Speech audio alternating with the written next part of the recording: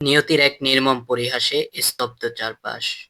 যে মানুষটির হাসিতে একসময় প্রাণবন্ত হয়ে উঠত পরিচিত আঙিনা, আজ সেখানে কেবলই বিষণ্ণতার ছায়া।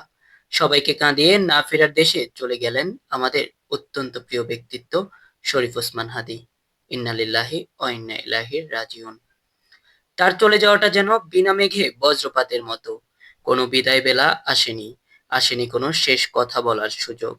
জীবনের মায়া কাটিয়ে তিনি এমন এক জগতে পাড়ি জমালেন যেখান থেকে কেউ আর ফিরে আসে না।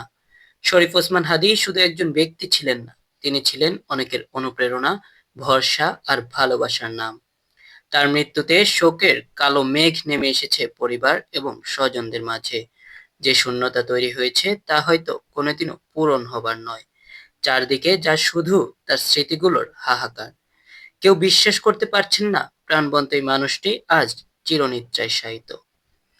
মৃত্যু চিরন্তন সত্য, তবুও কিছু মৃত্যু মেনে নেওয়া বড্ড কঠিন। শরীফ ওসমান হাদী আমাদের মাঝে নেই, কিন্তু তার রেখে যাওয়া কাজ এবং অমলিন স্মৃতি বেঁচে থাকবে প্রতিটি হৃদয়ে। আল্লাহ তাকে জান্নাতুল ফেরদাউস নসিব করুন এবং তার পরিবারকে এই শোক সইবার শক্তি দিন।